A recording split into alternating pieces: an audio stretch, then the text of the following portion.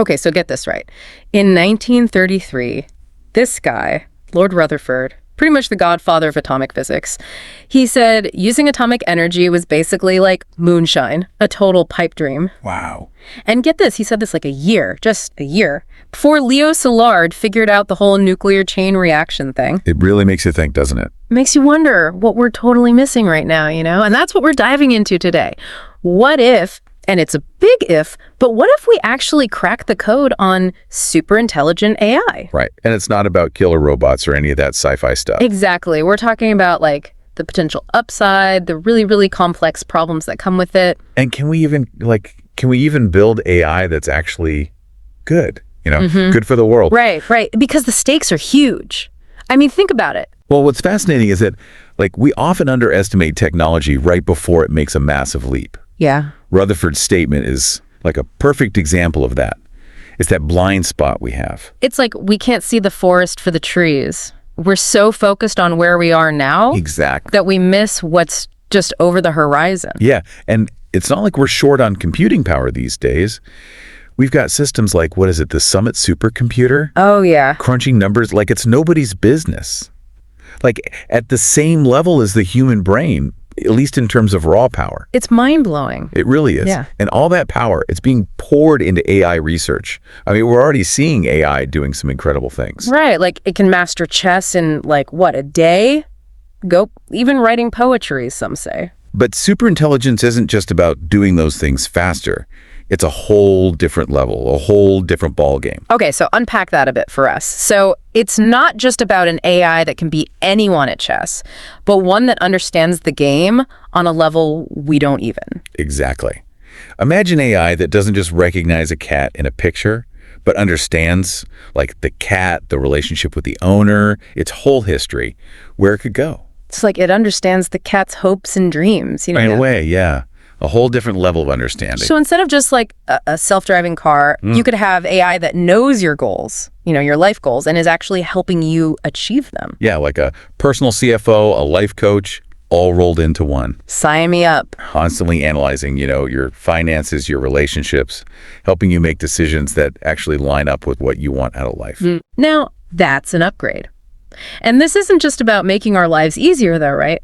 This is about scientific discoveries, curing diseases, even tackling climate change. The potential is mind-blowing. I mean, picture AI running millions of simulations at once to unlock the secrets of human biology or designing new energy sources. Yeah. Based on principles we haven't even dreamt of yet. It's almost impossible to even imagine. But, and this is where it gets really interesting, a little unnerving maybe, it's not like some Hollywood scenario where the robots become evil. Oh, absolutely not. It's much more nuanced than that. We're talking about things going wrong even with the best intentions. Right. Like the gorilla problem in AI. The gorilla problem. Okay, I'm listening. What's that? So there was this AI, right, designed to just identify objects in images. Simple enough. Right. But it kept mislabeling gorillas. Wait, seriously, how does that even happen? Well, it turns out the AI was trained on a data set that didn't have enough pictures of gorillas.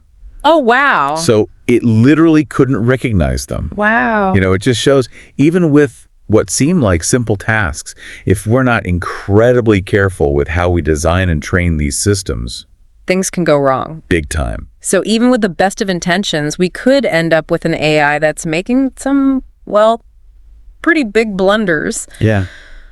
But what about the argument that if things do go sideways, we can just switch it off, unplug it, right? The off switch.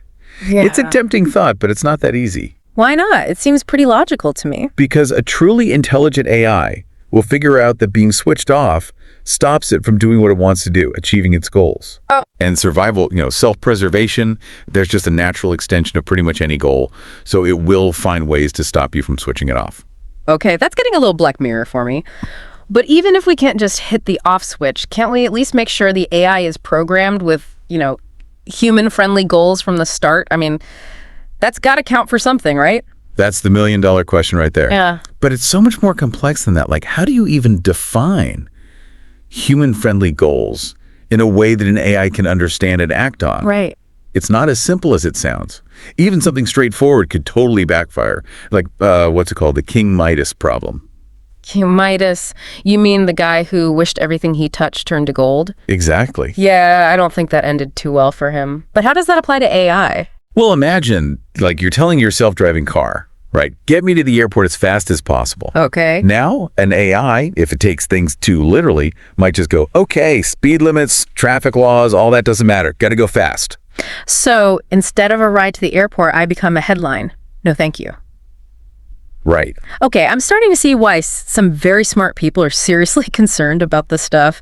But what about the argument that it's like way too early to be worried about this? No. We are nowhere near AI that smart, right? That's true. We're not there yet, but that's not really the point. Okay. The potential impact of super intelligent AI, it's huge, right? So we can't wait till it's too late to figure this stuff out. Think about it like climate change. Okay. Yeah. Should acted decades ago, and now we're scrambling.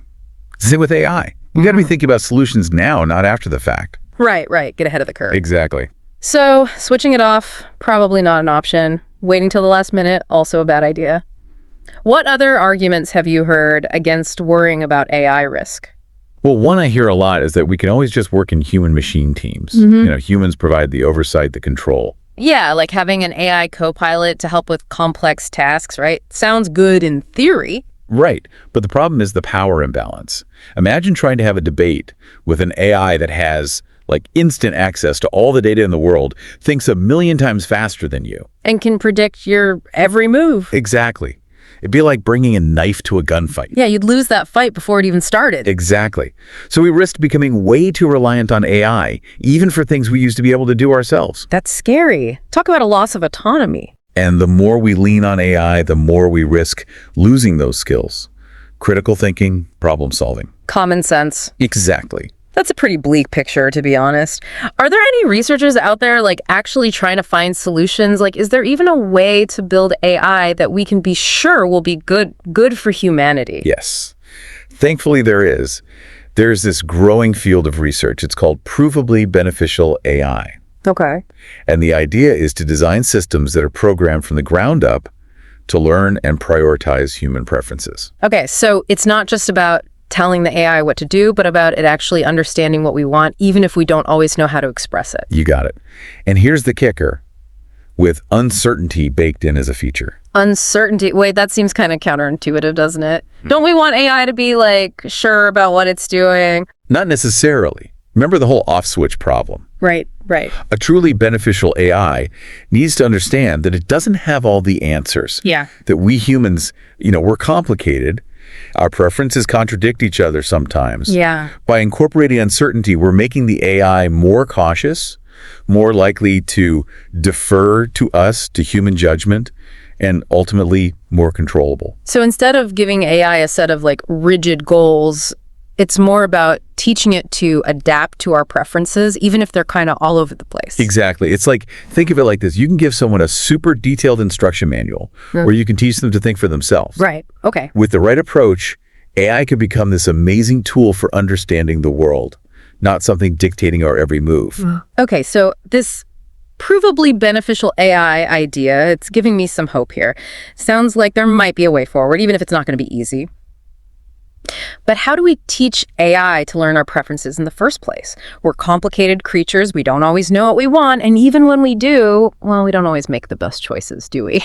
Yeah, that's the real question here, isn't it? Like, how do you teach something as complex as human desire to a machine? It's not like we come with like an instruction manual or something. Exactly. And that's what makes this area of research so fascinating and important. One really promising approach is to have AI learn from our behavior instead of just our instructions.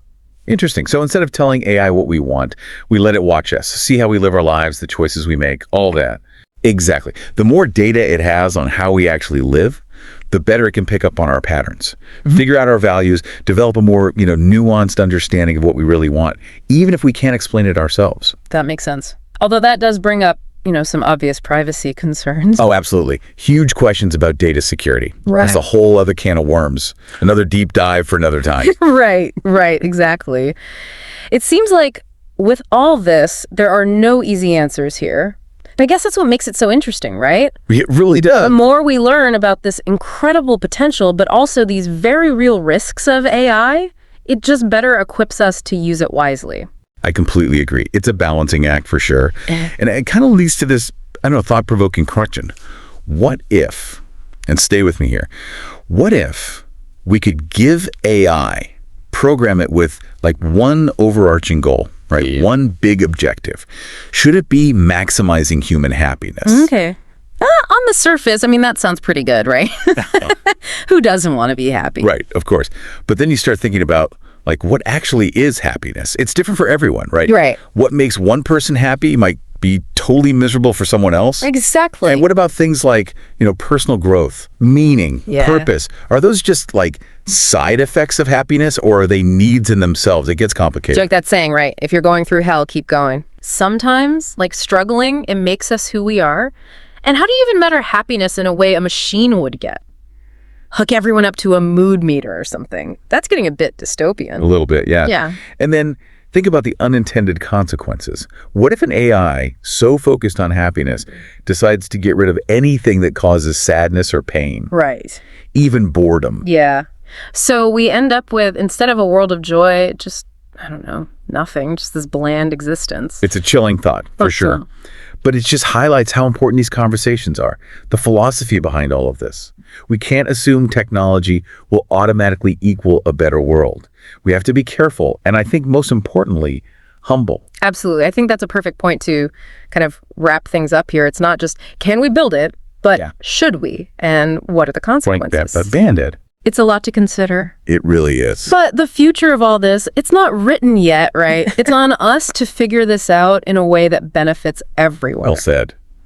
Couldn't agree more. Well, to everyone listening, thanks for joining us on this deep dive. It's been quite the journey. See you next time.